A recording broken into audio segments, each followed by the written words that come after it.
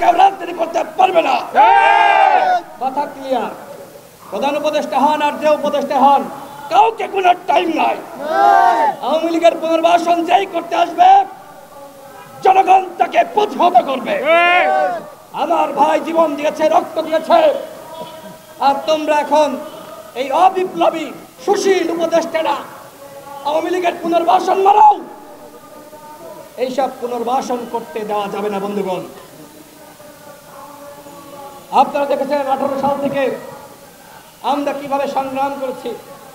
আমাদের দলের অঙ্গ সংগঠনের 11 জন শহীদ হয়েছে, অসংখ্য সহযোদ্ধা গুলিবিদ্ধ হয়েছে।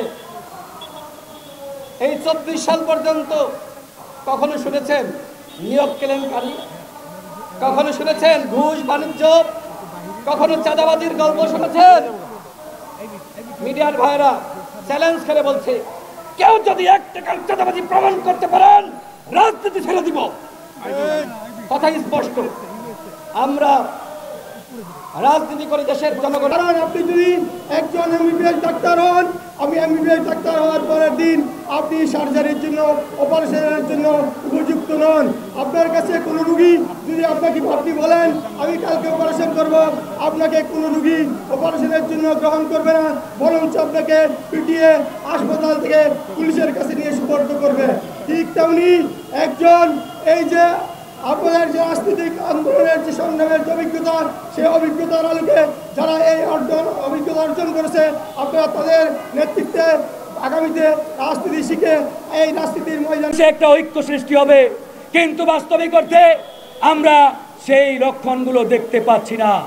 আজকে মাননীয় প্রধান উপদেষ্টা তার মুখ দিয়ে যখন এরকম শব্দ বের হয়, আওয়ামী লীগকে নিষিদ্ধ করার কোনো ইচ্ছা এই সরকারের নেই। আল্লাহর কসম করে বলছি, ডক্টর মোহাম্মদ ইউনূসের এই বক্তব্যে 2000 শহীদের রক্তে সেই তীরের আঘাত আছে। শহীদরা সহ্য করতে পারে নাই। 2000 মানুষ এই বক্তব্য শোনার জন্য জীবন দেয় নাই, শহীদ। আমরা মাননীয় প্রধান উপদেষ্টাকে বলবো, আপনি আপনার এই বক্তব্য প্রত্যাহার করেন। এদেশের জনগণ আপনাকে ভালোবাসে, আপনার প্রতি আস্থা রাখতে চাই। আমরা বিশ্বাস করি আপনি বাংলাদেশের অমূল্য সম্পদ। আমরা আপনাকে হারাতে চাই না। এরকম মহামূল্যবান সম্পদকে আমরা ব্যর্থ হতে দিতে চাই না। কিন্তু আমরা আশঙ্কা করছি, আমরা পরিষ্কার দেখতে পাচ্ছি আপনার চতুর্দিকে, আপনার ডানে বায়ে যারা রয়েছেন, এদের 90% আওয়ামী লীগের এজেন্ডা বাস্তবায়নকারী। এরাই আপনাকে সফল হতে দেবে না।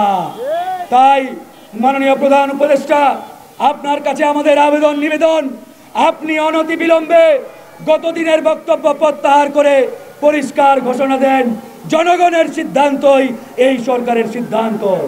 জনগণ যে রায় দিয়েছে 5ই আগস্ট, জনগণ যে রায় দিয়েছে আওয়ামী লীগের রাজনীতি এই বাংলার জমিনে চলতে পারে না। এই বাংলার মাটিতে আওয়ামী লীগ একটি অপবিত্র নাম। এই অপবিত্র নামের রাজনীতি এই বাংলার মানুষ আর কোনোদিন গ্রহণ করবে না। তাই মাননীয় প্রধান উপদেষ্টা, আপনি অনতি বিলম্বে আওয়ামী লীগকে নিষিদ্ধের মাধ্যমে জনগণের রায় বাস্তবায়ন করুন। আমরা বলেছি, বিপ্লবের পক্ষের শক্তিগুলোকে নিয়ে, রাজনৈতিক দলগুলোকে নিয়ে আরো কঠোর কর্মসূচি সামনে আসবে। আমরা যাতে সে পথে না হাঁটি, এই জন্য আমরা আবারও আপনার কাছে একটাই আবেদন, আপনি আপনার বক্তব্য প্রত্যাহার করুন এবং আওয়ামী লীগকে নিষিদ্ধ করুন। আজকে এই সরকারের কতিপয় উপদেষ্টা যারা নিজেদেরকে ছাত্র উপদেষ্টা দাবি করছেন, এদের যে